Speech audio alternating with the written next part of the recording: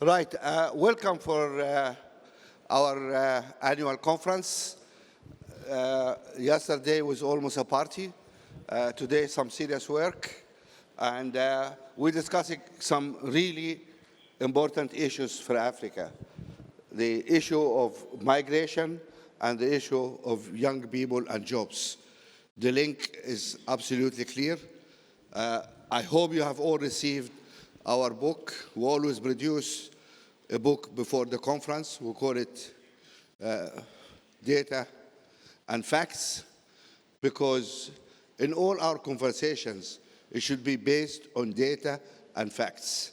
Unfortunately, there's a lot of misconceptions and misunderstanding of the issues. And I was really staggered because, like you, I read newspapers and see what's happening.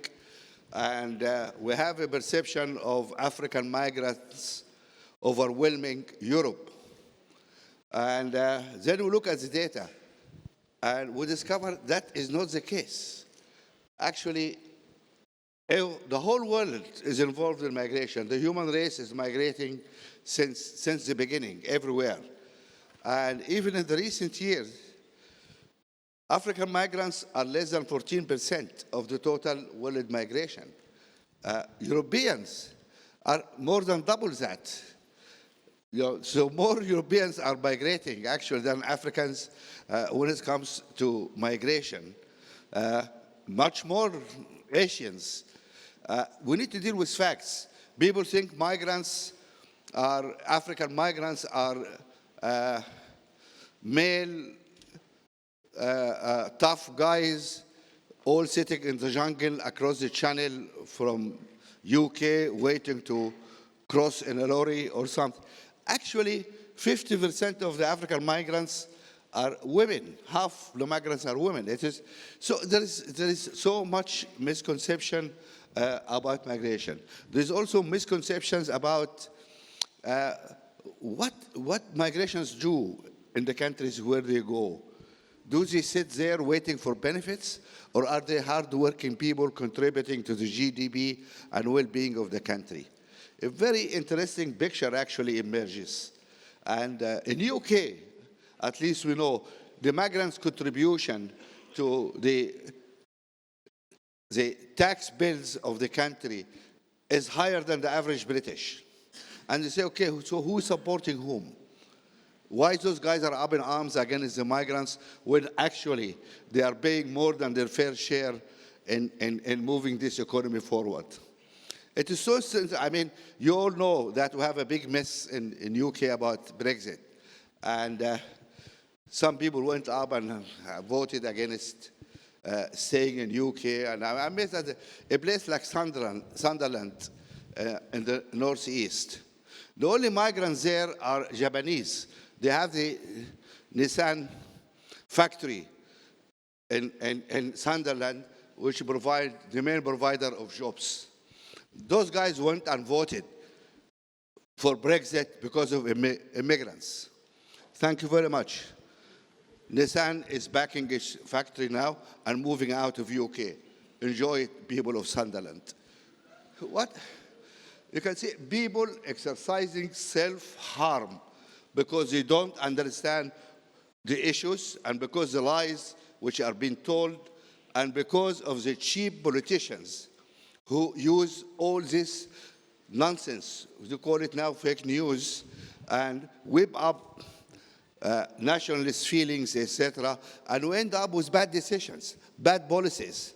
And then we're stuck. What do we do? Here in Abidjan, it's very appropriate. We're going to talk about migration.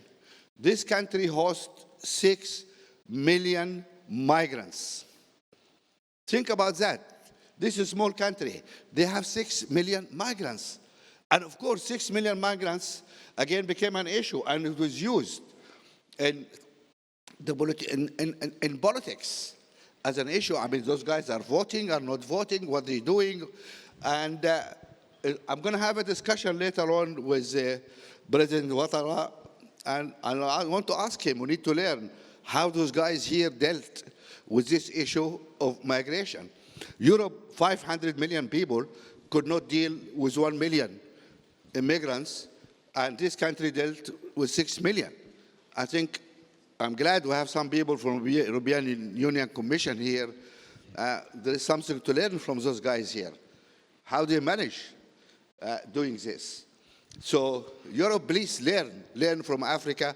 There is some good lessons there about how people deal with these situations. And we have assembled a wonderful panels for you, and we really would like to have a good discussion based on data, based on facts, to understand what we're going to do with this tsunami of young people coming to the workforce. And I want sincerely to raise a question, and I ask us as Africans, why are not we thinking or even talking about family planning? We seem we are very happy each to have 6 and 7 children, and then they're unemployed. We cannot educate them. You don't have the resources, financial or emotional or intellectual, to look after your children. Then what we do? We look for Europe to come and look after them. We look for America to come and give us aid to help us with our kids. What are we doing? Why aren't we thinking of family planning as an important issue for us? We cannot just cope with hundreds of millions of youngsters coming every decade into the job market. We cannot deal. Do you know that the growth in population in some African countries are overtaking the economic growth of the country? So you grow at 3%. We say, wow, that's not bad. But if your population is growing at 3%, you are going nowhere. We are running, but you are running on a treadmill. So you are running, but you are standing still. You haven't moved forward. Some of us actually move backward. Is that smart, guys? And why are we talking about it? It is something we really need to discuss, and discuss seriously. What are the issues? Is it religious issues? Is it social issues? Is it insurance policy? We think of it to, we think, couples think that having children may help them at old age because there is no social security, there is no safety net. But you know what? If you have 2 kids, maybe you'll be able to have the resources to educate them. They look very well after you because they have some good jobs. You have 6 kids, what can you do? Nothing. You end up with 6 ignorant, uneducated kids. 2 of them join Boko Haram, and and the 4 stay at home, don't want to leave because they have no jobs, and you need to support them. So that is not smart policy. This is the kind of conversation we need to have. We are not advocating one-child policy and this kind of stuff, but we need to educate our people that in our interest, we need to look after our kids. We cannot look after 7 or 8. We don't have the time or the resources or the love to spread among 7 guys. Come on. So I think that's something really we need to start to talk about, and should not be a taboo. No taboos among ourselves here. We need to be honest and address all that. With these thoughts, I leave you to start a serious conversation, and I ask the chair of the next panel, please, to take place. Who is the chair of the next panel, please? Oh, we have the Grand Dame of West Africa, Her Excellency, our sister, Bridget Elian. You want to sit in the middle or take the? Okay. I was going to introduce the chair of the person of the session, but I don't think I need to introduce this wonderful lady. So I leave her then to introduce her panel. Please.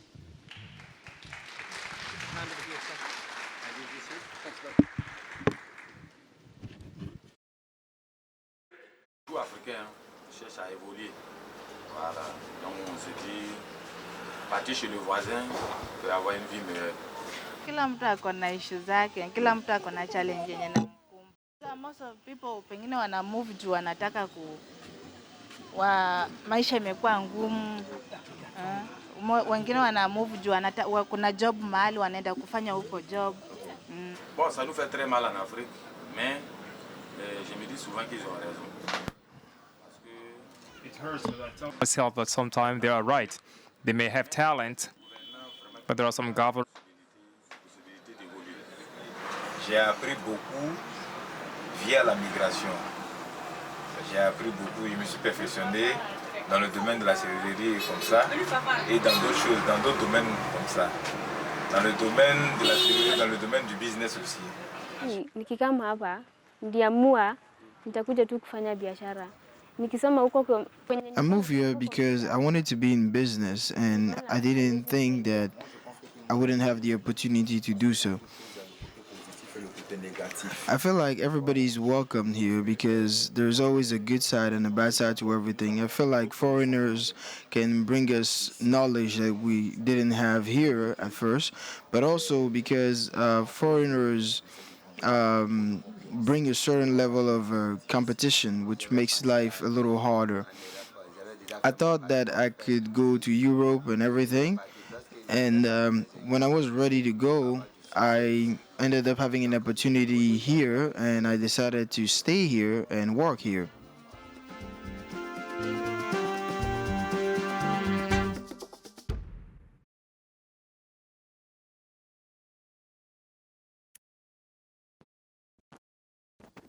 Do we use a mic or we just talk?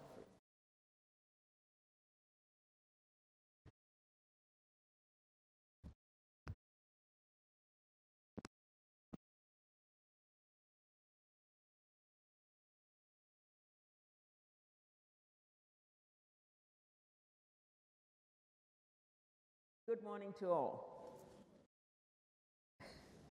Migration, the free movement of people, is a historical endeavor of going across borders for safety or for opportunity.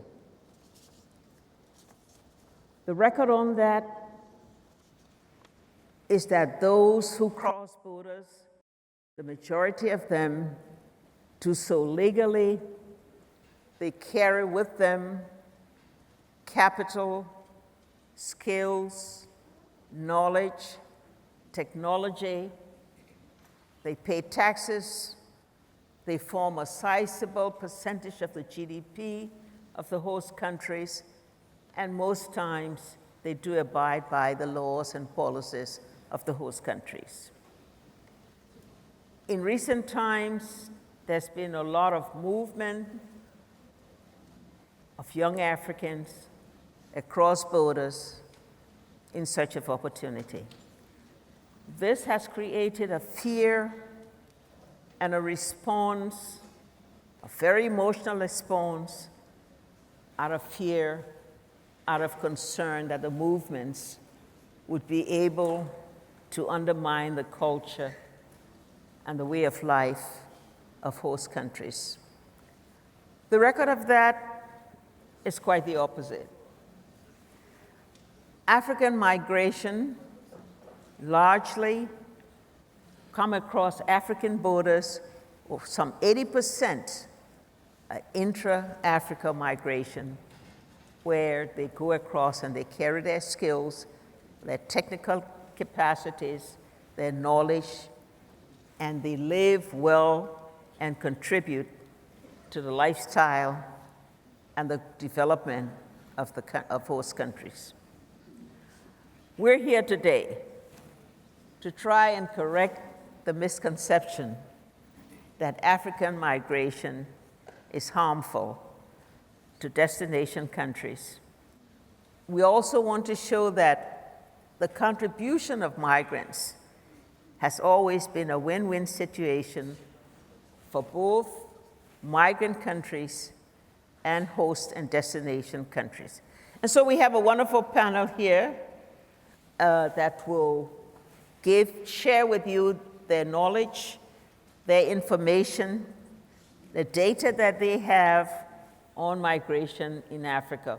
We would like for it to be very informal as much as possible, very proactive, not long statements, and because all of these are so knowledgeable about the subject that we show they can share with you. And we want to also make it interactive so that after they have spoken, we can invite comments from the audience so that we all leave from here with a clear understanding of what migration is, of the contribution that it makes to world development, and also recognizing that there may be additional things that have to be done to make sure that migration is safe, is orderly, is lawful.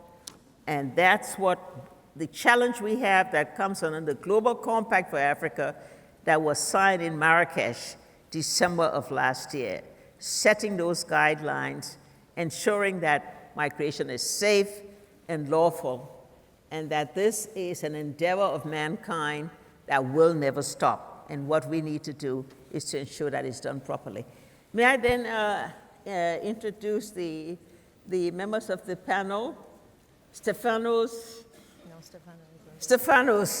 who is the Director General of the European Commission for International Cooperation and Development.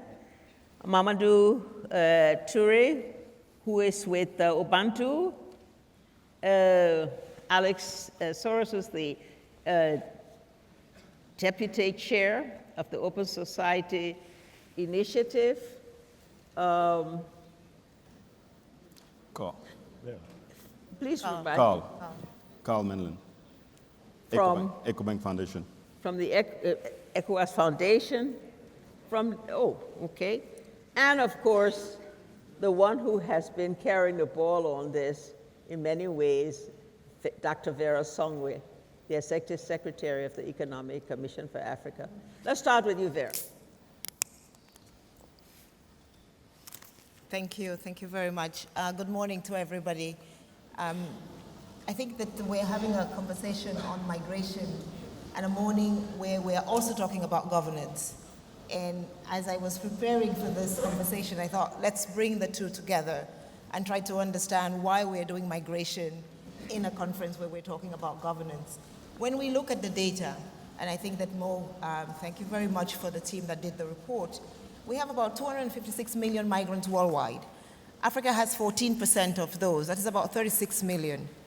Of those 36 million, when you ask them, 80% of them say, we're migrating because we don't have jobs, because our countries do not have the right business environment, because our countries do not have the right policy environment. So essentially, the conversation on migration is a conversation on governance.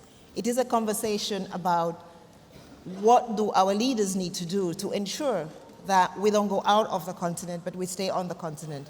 I think we're talking about migration today because of some indignation that our youth die in the oceans. But I think that we should be totally unsettled by the fact that our youth are dying because of poor governance. They are not dying because of the oceans. When we look at it,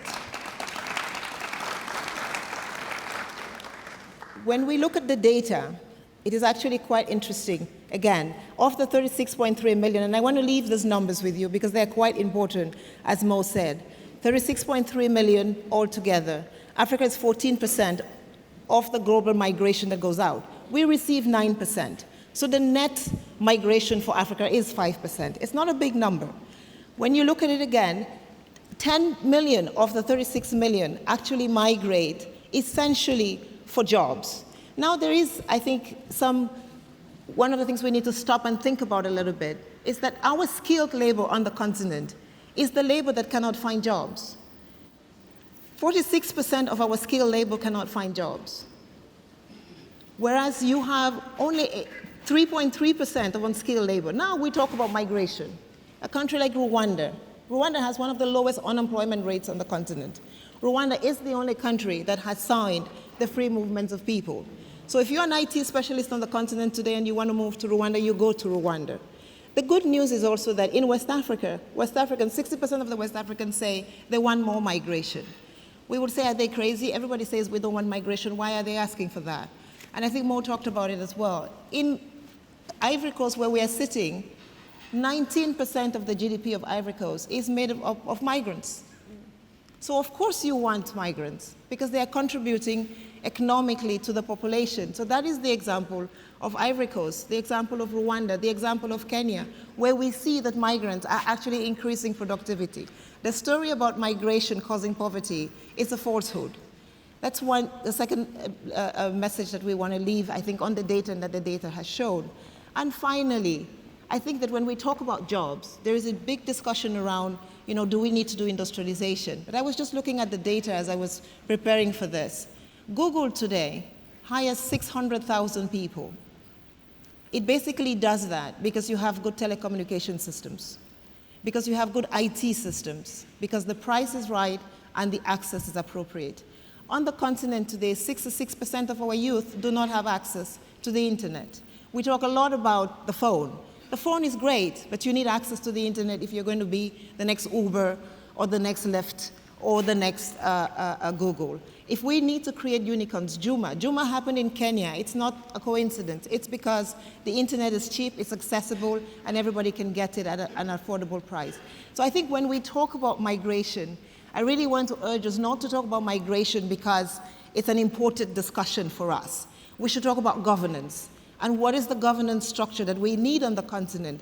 Let our leaders not let us look in the wrong direction. The problem is not migration. The problem is governance. The problem is participation. The problem is our business environment. 25% of the people in the report say that they migrate because they want to start a business and they can't.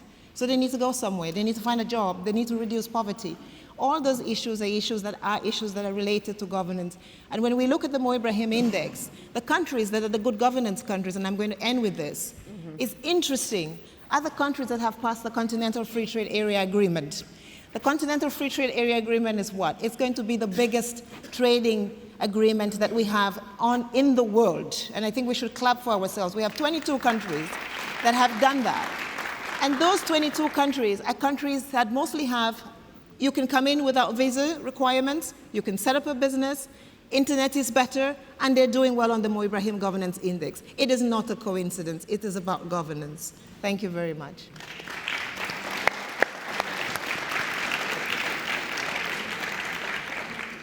Thank you, Vera.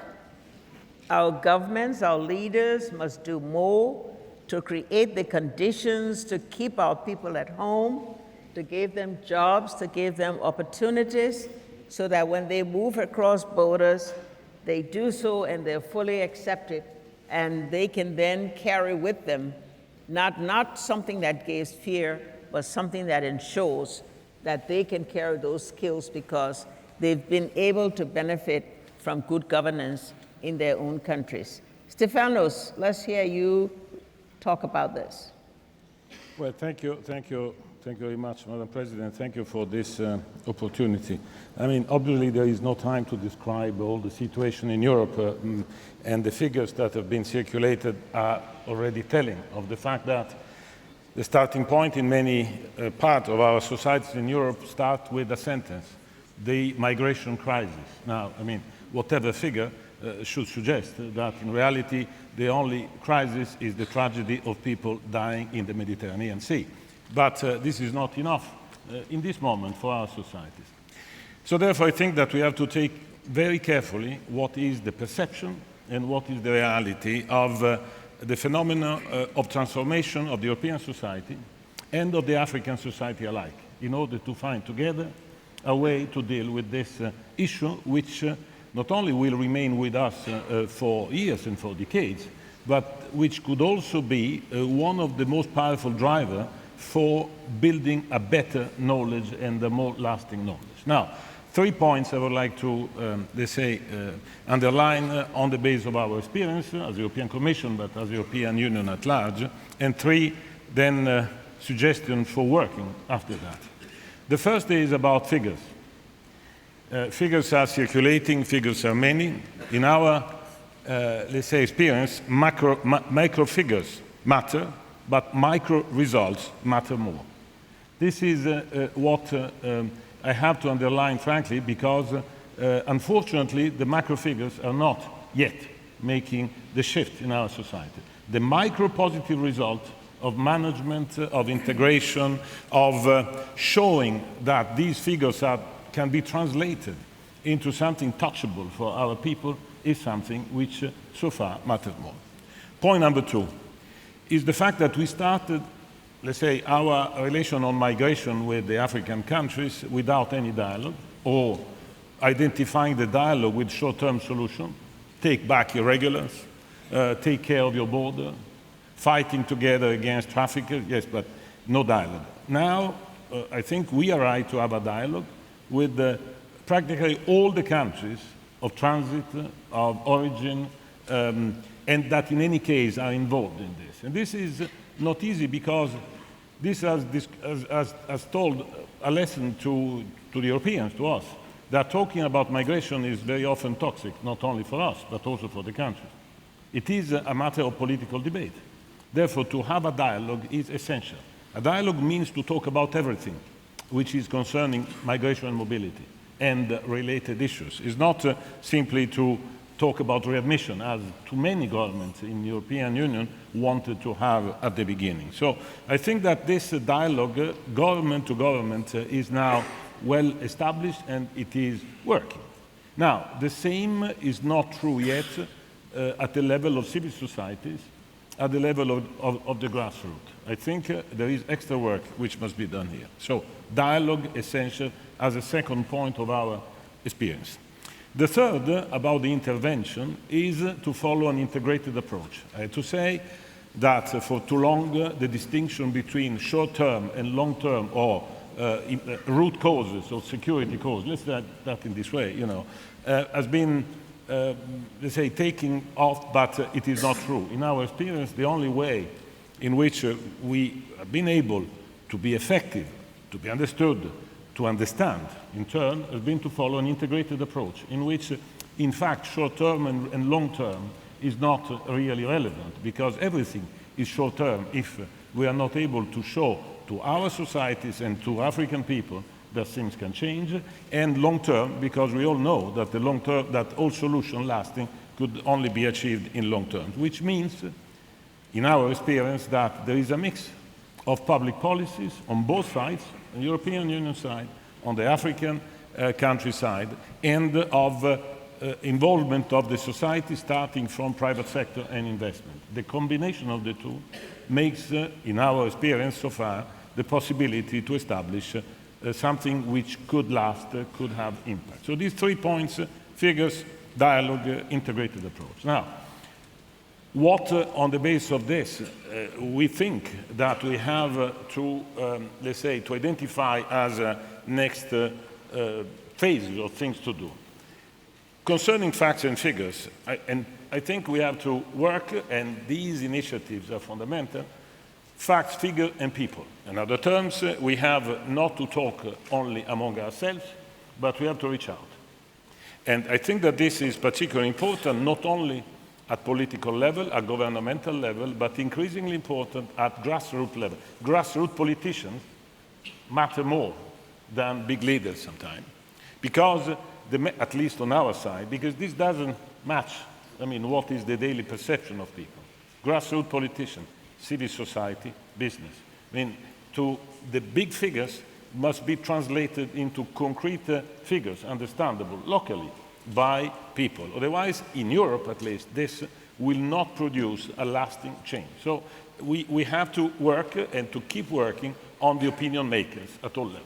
So therefore, whatever initiative is increasingly important in order to do it and to change the narrative, the perception, and to increase knowledge about real facts, real figures, which are those described by Mo in his intervention and in the paper.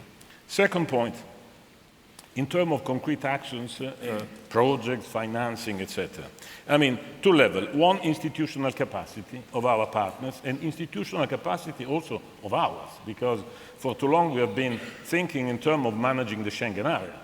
So there is a change on the institutional side, also on the European Union member state. But there is an institutional capacity to be built in the countries, and Vera hinted at that basically, identify this with governance. And I have to say good governance, because one of the causes of migration is the lack of good governance, not only of governance. I think this is an element on which we must be frank. So therefore, intervening at that level is extremely important. I mean, capacity of institution means to have a dialogue also on some better governance, like, for example, investing in the civil registry, in biometric, in recognition of the identities of a citizen of a given country, which is, let's say, creating or amplifying the sentiment of belonging and the sentiment to have rights in respect of a given country, in a given government. So investing all this and investing in the capacity of managing the borders. Sometimes this has sounded a bit strange, said from a development point of view. But to train, let's say, the border guard to respect human rights and to make the difference between traffickers and migrants, I mean, has proved to be very effective in the Sahel. So this point of institutional level is very often we say short term. In reality, it's not short term, it's very long term, the governance issue. The second point is to invest on, let's say, job creation, in the youth in particular. Now, a big program on which we will need to spend a lot of time, but in our experience, what is proving to be the most effective in a reasonable time span is to invest in facilitating access to credit in order to translate ideas into business, small, medium enterprises, micro enterprises, startup.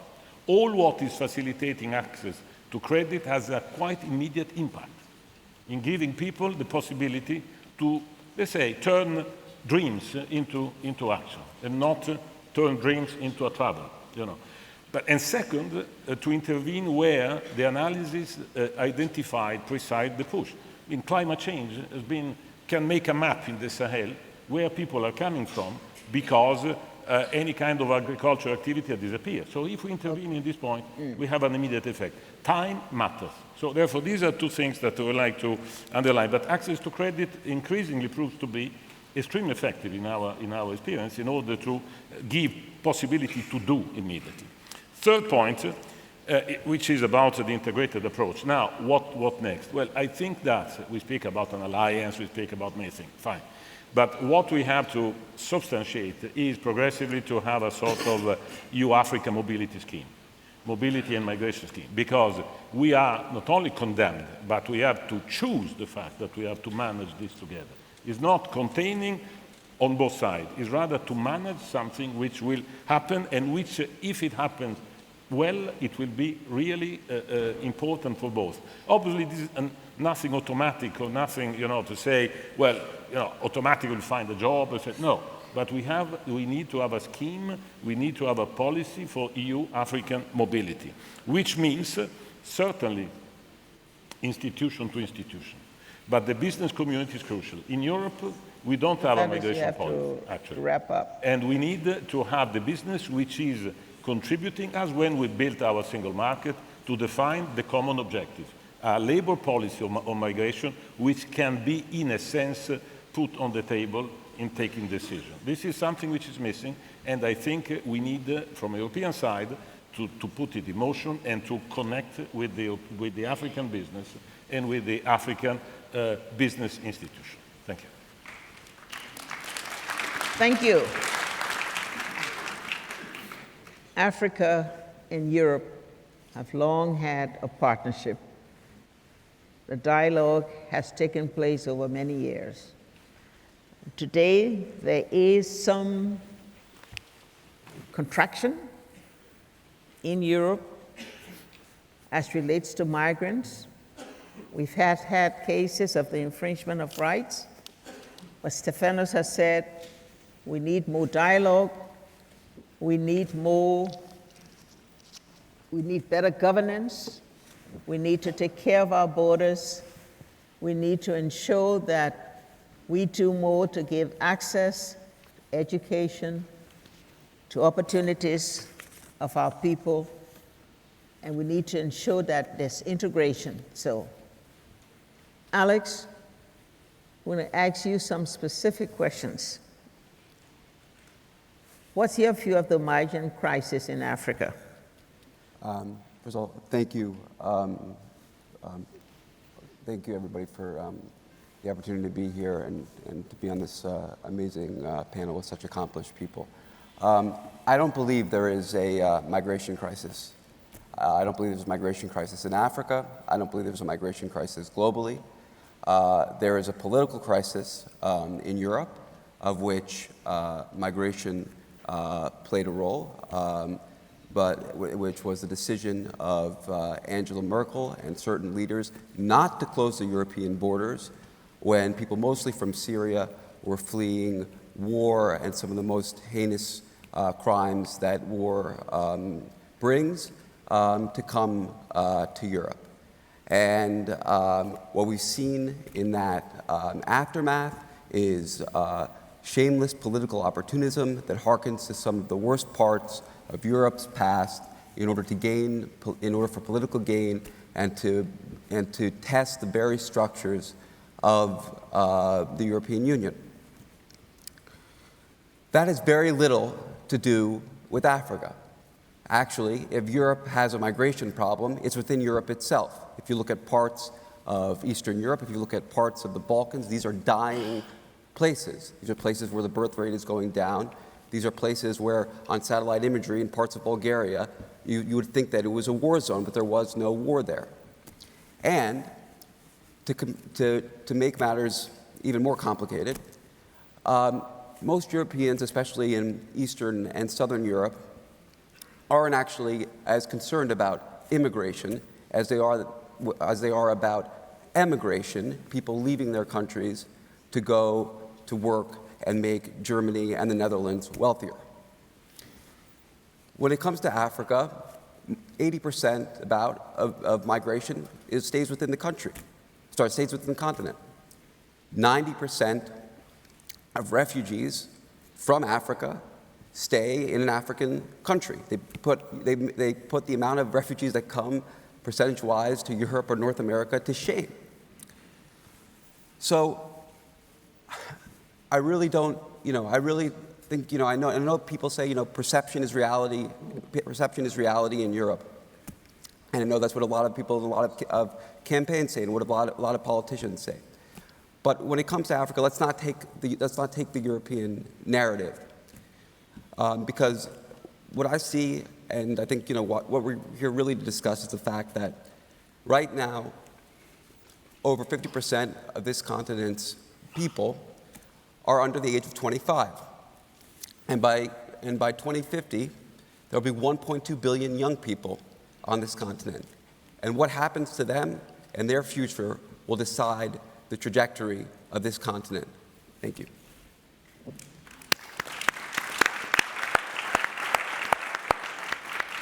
Thank you, Alex. I think you put it squarely back into Europe's lap. Yeah. There is no migrant crisis. We're migrating among ourselves. We're creating all those policies and those conditions, not only to keep our people home, but to make sure that we have the partnership with Europe. But Europe has to do more, given the long historical relationship, they're closing their borders, infringing upon rights. The problem is with them, right? You can have a migration crisis in Europe without having migrants. Just look at the Visegrad countries. And so we're gonna see how Mamadou is gonna weigh in on this one. Thank you. I'm myself a migrant, if you want to call it this way. When I was a child, my parents moved to Europe, and then we came back to Africa. But I think, migration, the way I hear it, it seems to be presented as a problem, right? And I think we should maybe put things in perspective.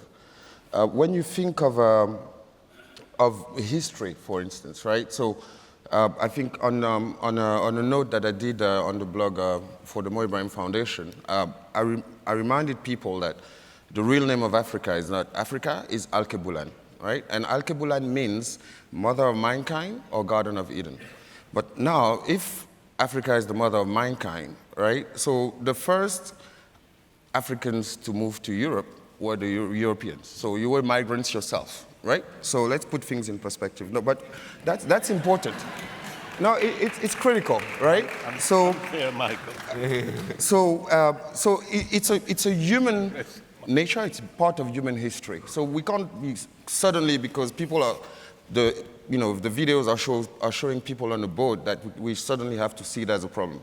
But in the case of Africa, for instance, right, and even if you look at the US, it's made of migrants, and it's today the most powerful country in the world. So migration has also some good elements attached to it, and we shouldn't necessarily see it as a crisis or a problem itself, right? And if you take the case of Africa, the first investors on the continent are actually the diaspora, right? And the contribution to Côte d'Ivoire GDP from migrants is actually 20%.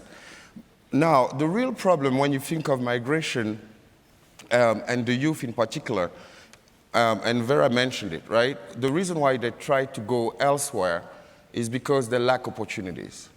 And what the responsibility is for us and for leaders and governments is, how do you create the right context for them to take those opportunities or create opportunities for themselves? And I want also to go back to the case of the Arab Spring. How did it all start? How did it all start? So you had that engineer who couldn't find a job and had no other solution than selling oranges on the street. And the cops came, slapped him. He felt humiliated. And it triggered a whole revolution in its own. But the core of it is the disappointment on a promise, on the fact that you can go to school, get the best degree, and it's not enough, right? And if you look again at the Mo Ibrahim report, most migrants from Africa are educated, and it's gender balance, right? So I think the main challenge is, why exactly is the system broken? Why there's a failure on the promise itself? And the reality is because of lack I would say, besides lack of capacity, lack of governance, etc., there is a major thing that needs to be shifted for the youth, in the sense that you don't go to school to get a job. This needs to change. The reality is that the system itself cannot absorb, and with the government and thinking the multinationals will create jobs, it's actually an entrepreneurship mindset that needs to be created. If you take the case of America, for instance, it's actually the country that has lost the most jobs over the past 30 years. Why? Due to delocalization, right? Due to globalization and moving factories to China. But yet, it has the lowest unemployment rate. Why? Because SMEs and entrepreneurship mindset is structured within society. And I think what we really need to tell the youth today is, don't rely on governments. I'm sorry, right?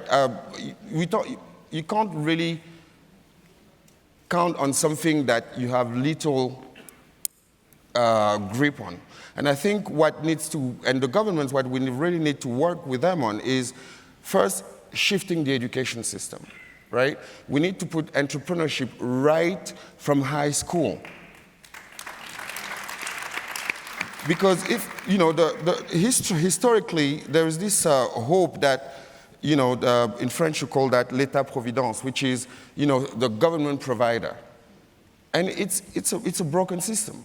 And what the government can do, if there are challenges in governance, there are challenges in actual funds to effectively make things happen, at least create the right environment. It doesn't cost much, and it can trigger a big shift, right? And in that sense, the ecosystem is critical. And what do I mean by ecosystem? Is the ease to create business, and indeed the insertion of entrepreneurship very early in the curriculum is also not harassing entrepreneurs or corporates with taxes, etc. But more importantly, it's to create role models. You know why we hear so much about Mark Zuckerberg and Facebook? Do you have an idea? because there are not that many. So the media focus on a few of them so that at least everyone can be inspired. And I think, I've been privileged to know Aliko for almost 20 years now, and actually, same for Mo.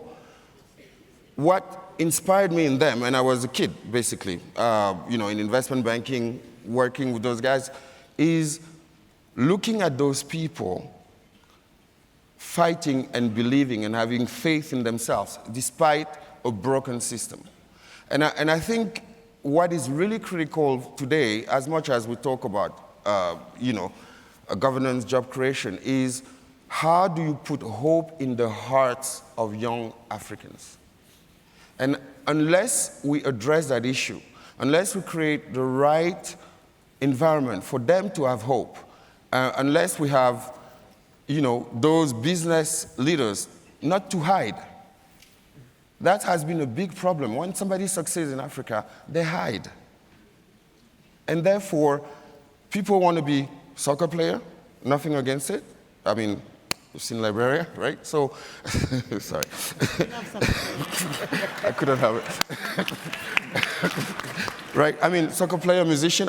My father is a musician, right? But point is, if we really need to first shift the mindset. We really need to kind of work out, I see more and more incubators, and I think I'm part of President Adesina Youth Advisory Group. And you realize that unless you kind of get closer to people and create an environment where, you can have your small farm and have a success story that the next farmer will hear about, right? Why people migrate? Why do they want to go to Europe? I mean, they watch the Kardashian on TV. I'm sorry, it's a reality. And they think that's how life is. So from a governance point of view, right, when you talk about the absorption, it's not about giving people jobs. It's shifting the mindset of Africans about creating their own jobs. And we're entering a world, I think I was discussing that with a friend of mine earlier this week, where decentralization is the new norm. And many people don't realize, but that's a unique opportunity for Africa. As much as, and I was referring to blockchain on that, right, as a particular technology, that really, and internet also. And technology today, right, will normally give that chance to the youth to access knowledge. You have free online courses, right, with Coursera. MIT is putting courses online. And I see more and more young people in Africa that don't travel to Europe or the US. Mm-hmm. Right? They do it online. And this is critical. Technology is key, right, for knowledge access. The other thing also is how do we leverage on immigration as Africans from here? Everything I see a lot in most countries, whenever you bring an international firm, right? And actually, this is a world also for how much do governments require that within those teams that come to advise governments or that come to provide, who have big contracts, how much do we require African leadership and executives in those teams? That would be a major shift also. And deeply also when you look at the structure of society today, if school does not give you what you expect, right? But then tell people that it's okay. It's okay because we don't all need to have a PhD. And 95% of CEOs in the US don't have an MBA, but MBAs work for them. Right? And so I think we really need to kind of rethink the way we address society around that, and work in an entrepreneurship mindset and opportunity creation versus opportunity expectation. Thank you.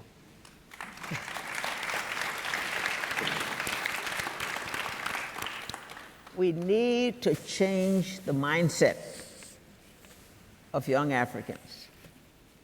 We need to do more to put them in a position to become entrepreneurs, to take advantage of opportunities, to own their own businesses, to be able to plan their lives.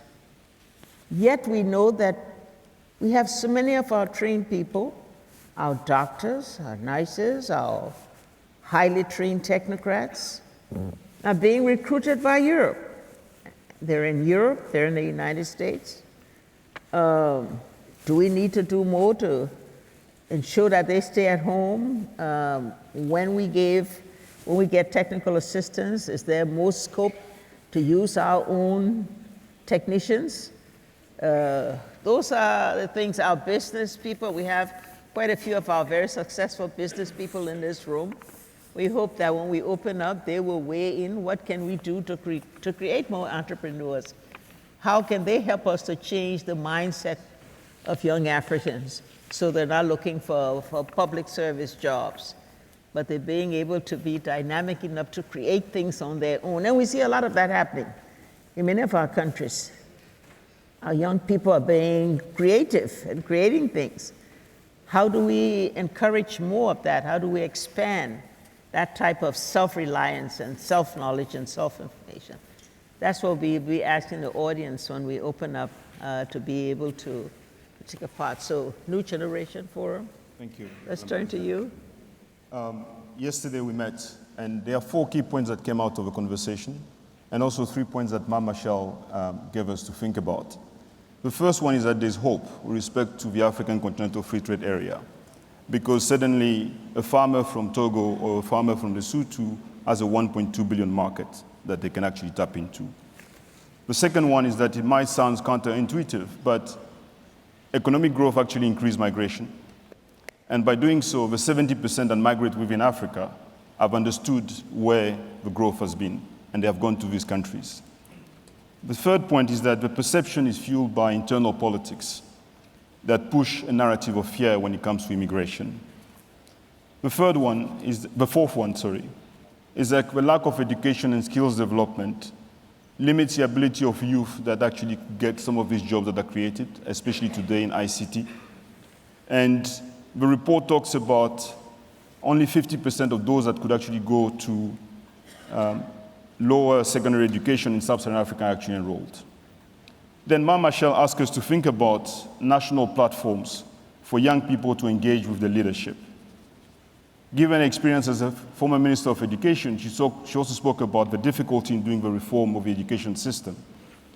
But incremental changes are possible, and those need to be discussed with the leadership, keeping in mind that it's about getting work and probably not only jobs.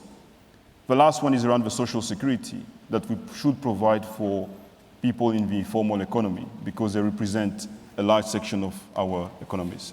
Thank you.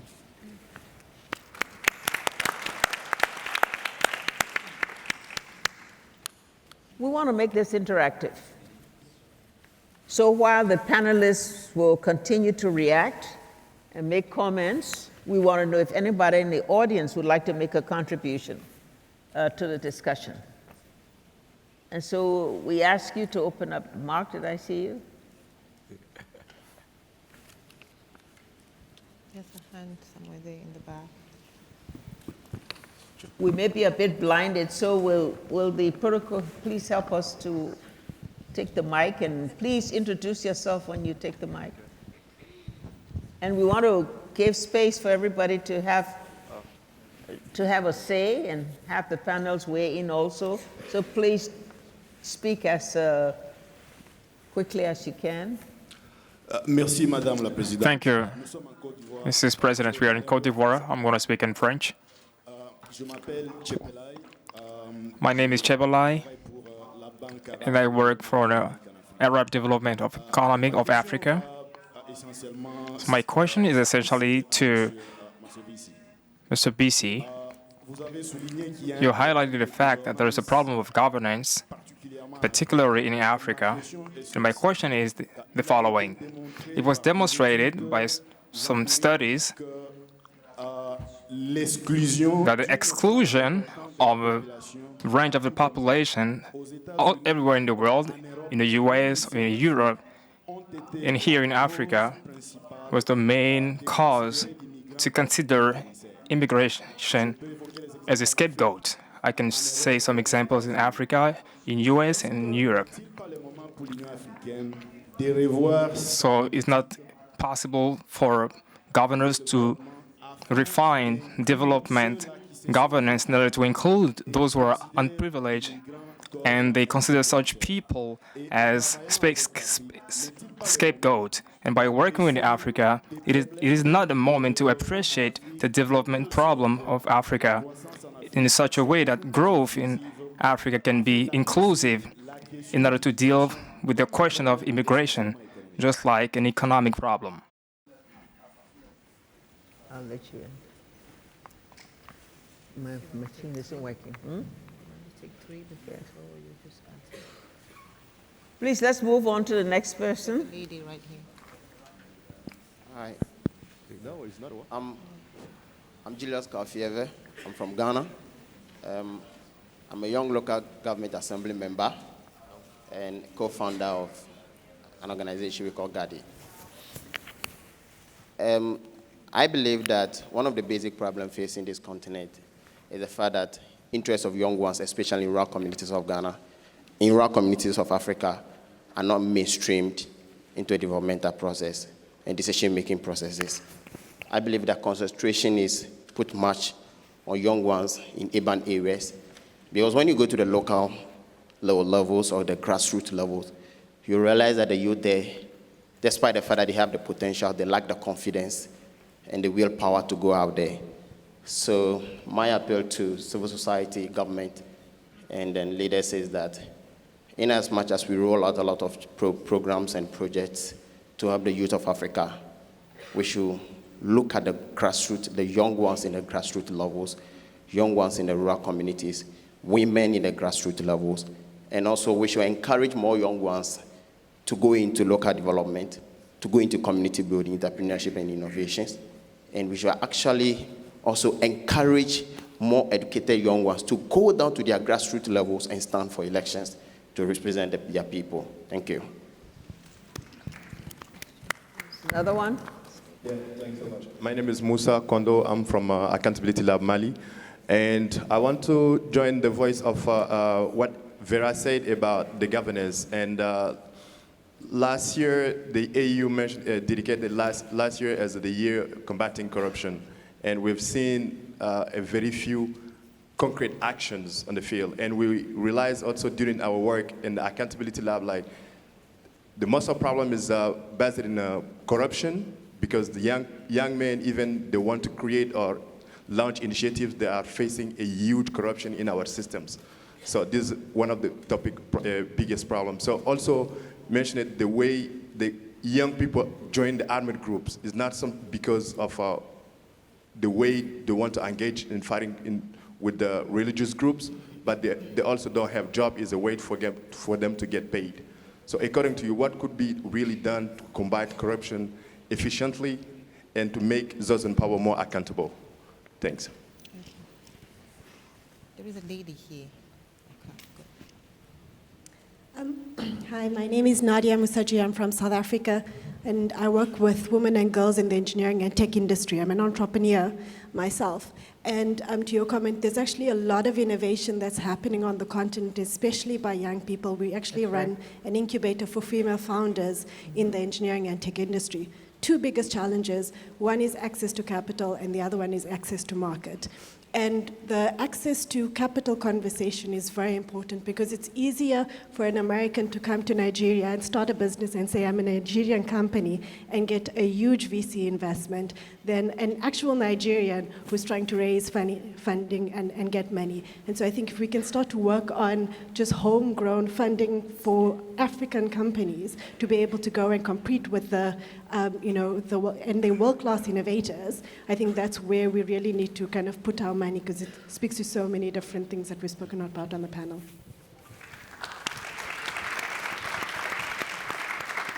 Any of the panelists would like to react quickly to that, to the three issues? Thank you. I just wanted to also pick on one other thing, and you talked about South Africa. I think one of the things we haven't talked about is the refugees and the internally displaced people. And on the continent, we have about 23 million. That is about the size of this country we're sitting in. And the lack of jobs and the possibility for them to get jobs as well is quite an important part. Most of them are on the continent. I think 10 million of those refugees and internally displaced people are in East Africa, and the rest are scattered in West Africa. So again, it's a number that is on the continent, and I think that that's where the conversation with Stefano about digitization becomes particularly important, because we know that 500 million Africans do not have an ID. The minute you don't have an ID, you don't have access to anything. You don't have access to jobs, you don't have access to healthcare, you don't have access to inclusion. Then you start trying to get out of the continent altogether. So we need to stay on the continent. I think on the issue of what we need to do on the governance side, here I must say that, last year we did launch at the African Union, thanks to the African Union, the year on governance. And Kenya had launched a campaign called the Huduma Halisi campaign, which is basically an honest service campaign. It's basically saying, let's congratulate the people that are doing well.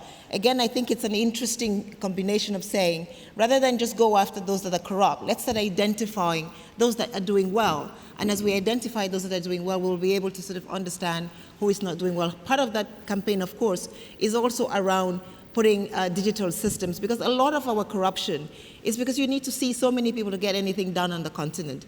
And the more people you see, the higher the probability that you're going to have to sort of grease the wheels, so to speak. And as you begin to unpack that, you get a better sense of where you're going. I think on the sense of access to financing is a big issue. But the biggest problem with access to financing, again, is governance. If Africa has a bad market perception, then we pay a lot more for all the money that we raise.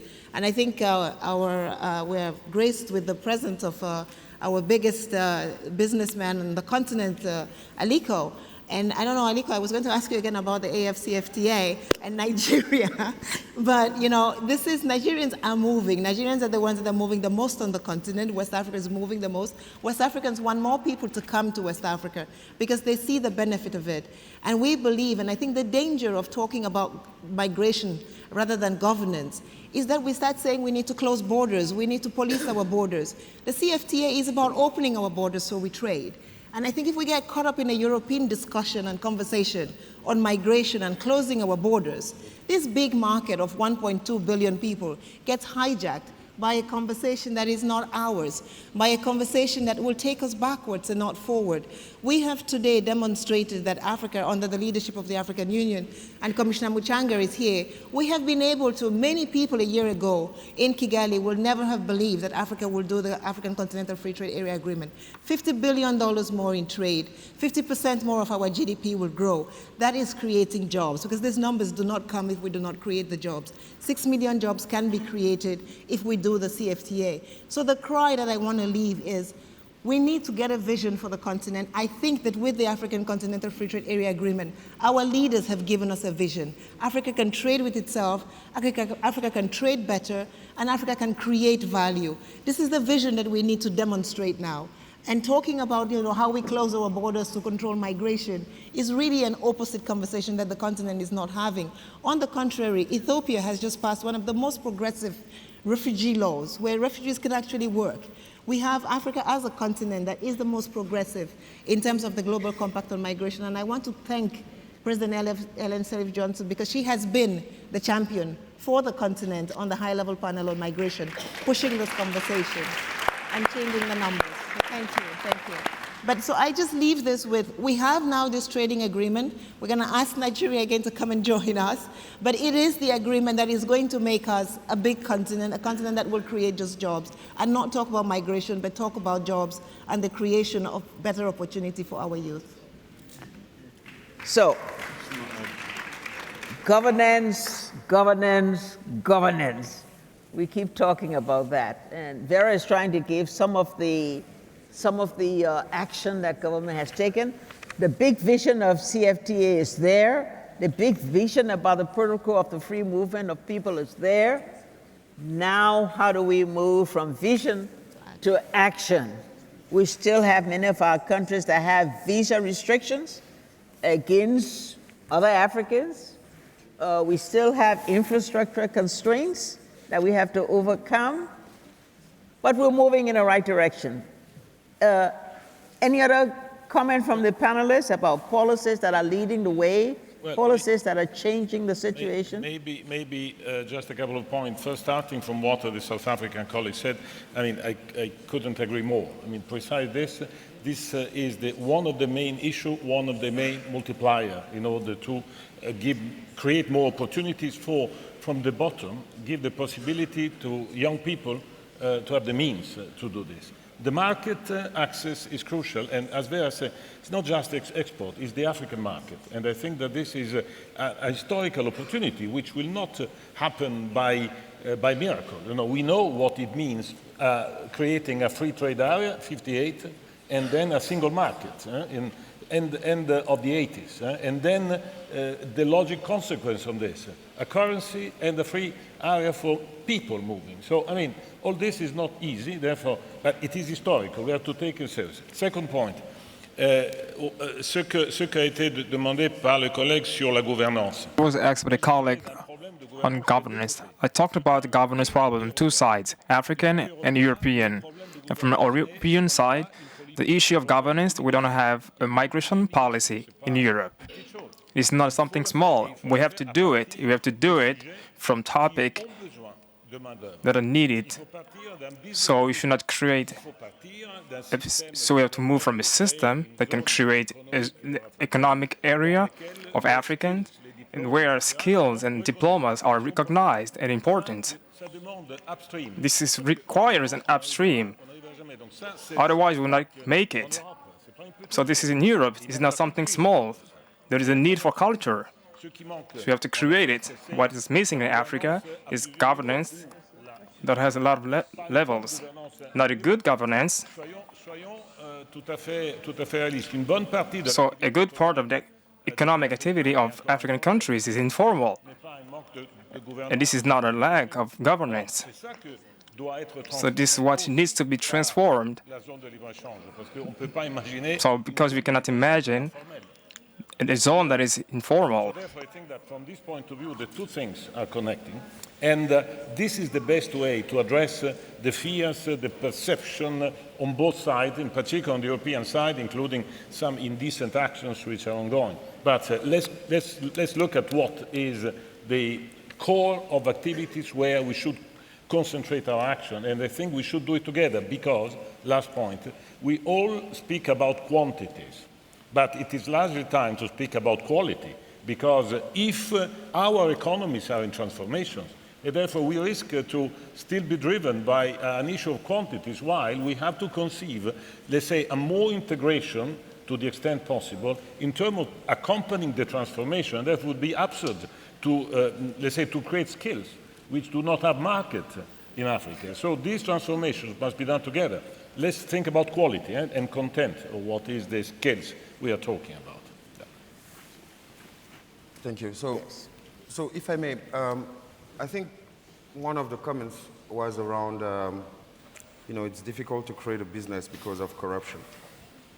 Okay, so yes, it is, but it shouldn't be an excuse. You know, what is quite interesting is, I'm sure most of you would know about Ushahidi that was, you know, developed in Kenya in the times of crisis where you could identify spots, right? I think today, African youth and population have more than ever the capacity to express themselves and to be interconnected to address an issue. So the same Mushaidi that was kind of spotting crisis, from a geographic point of view, you can use it for corruption, right? And the reason why I'm saying that is, at this point, if you really leverage on technology, we're living in the era of it's a society of information, right? And a society where you have more than ever a chance to express yourself via internet, via social media, etc. And as much as we can blame the government, I think we should stop expecting everything from the government. And this is really important. So the other point also is, the better you get organized, the better you can have a say and a voice. And we can't be victimizing ourselves all the time, right? Not only we've been victimized and, put in a box or, by Western perceptions, but if we keep on saying we can't, then we can't, right? So, this is from my friend earlier. It's so important, because, besides the people I meet, etc., and within 2.0 and so on, is that it's only once you try that something will happen. And this is very important. The other point that was mentioned is, and the way you have more chances today, just to finish on that, to try. Why? Because you are interconnected. You have technology, right? Everyone has a mobile phone today. So you might spend less time on, on YouTube and engage with your communities to effectively make things happen, right? And also corruption, especially if you work with government, it's an issue. But if you target the market, let's say the village, right? You don't need government, right? You don't. And this is very important, because I've grown up in this whole thing that kept on telling us we can't because we lack this, we lack that. Yes, we do. But we need to do something about it. We are the ones we've been waiting for. That's critical. Second element, on access to finance, yes, you're right. It's a challenge. And the reason why it's a challenge is because of the structure of the economy.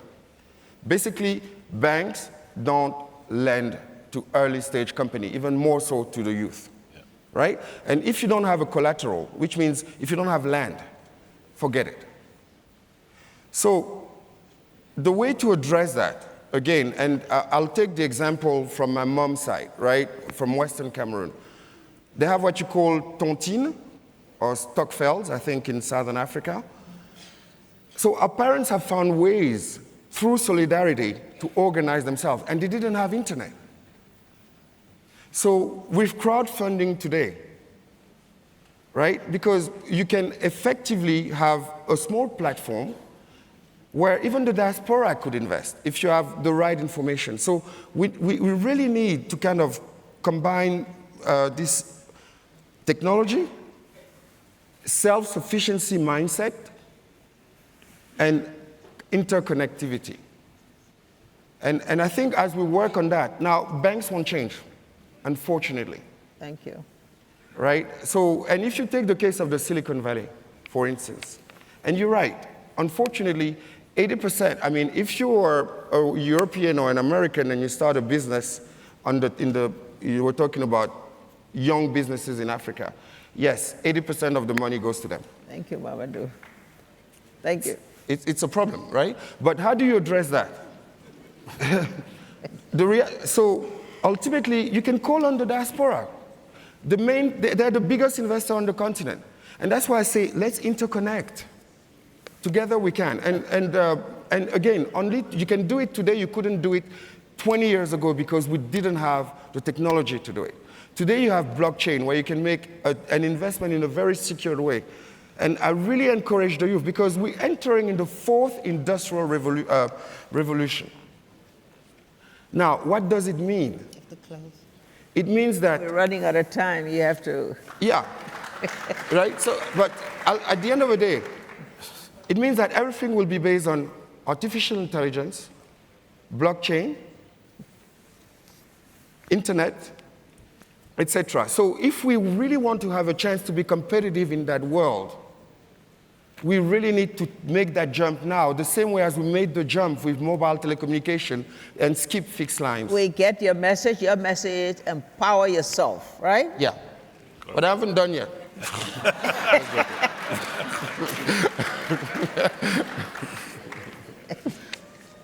Strong message.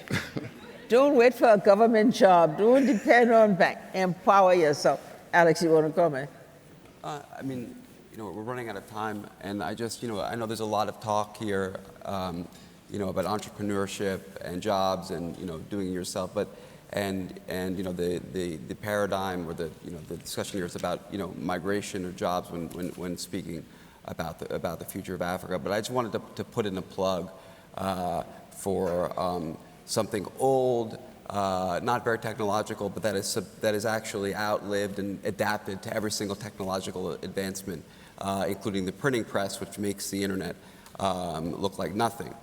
And that is the university. And I really feel that when we're having global discussions about, about Africa, whether in the continent or outside the continent, with the exception of South Africa, we don't have great discussions about building, whether it's networks or investing in institutions of higher education. The reason I'm bringing that up is because I think that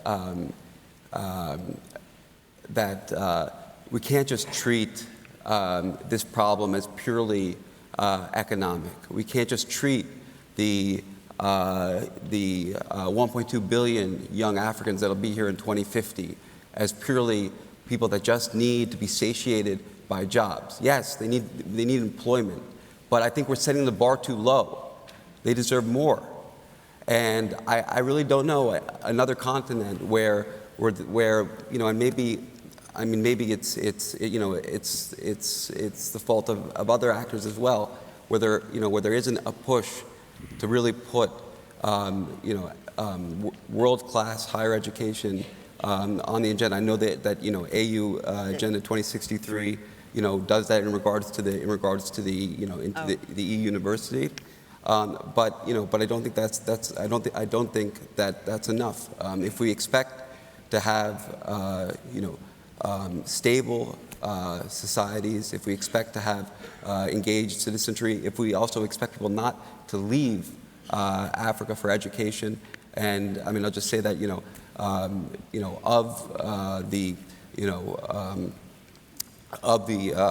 Africans that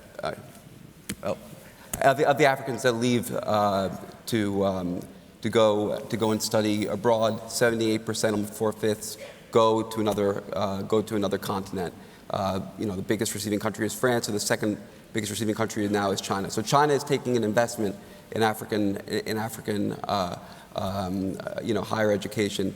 So my only plea is that we and even us in our own network start to take the issue of higher education in this continent much more seriously, because I think that the youth that's 50% that's under the age of 25 now, and that will be 1.2 billion in 2050, deserve much more and deserve that conversation. Thank you, Alex. Our time is up. Yes, I'm so sorry that the time is up. We're probably here for 30 minutes, but I just think we'd like to thank Madam President for a great opening session and a great bunch of panelists. Thank you very much for them.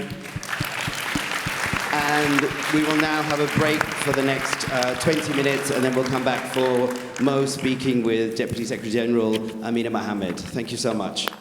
Let me just close this by saying there is no migrant crisis.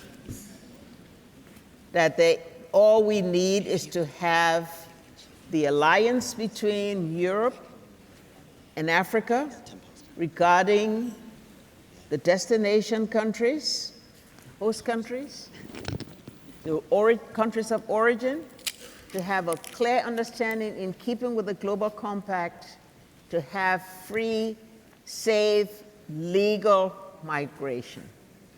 People moving across border must be respected, their dignities must be accepted, no human rights violation. I think in partnership it can be done. Africa must do its part by getting its own house in order with its economic policies, with the opportunities granted its people through education. We must also see the vision of our continent, whether it's the Continental Free Trade Area or the Movement for the Free People. African Union is leading this. The Economic Commission for Africa is our technical group that is enabling us to understand the data, to do the research and the analysis, to have us better policies. We want to encourage our business sector to do more, to build entrepreneurs so we don't have everybody looking for a government job. And we want to make sure that all the young people of Africa are self-empowered by becoming self-reliant, taking charge, taking action, claiming their leadership, and moving ahead as we know that Africa is the continent of the future. Thank you.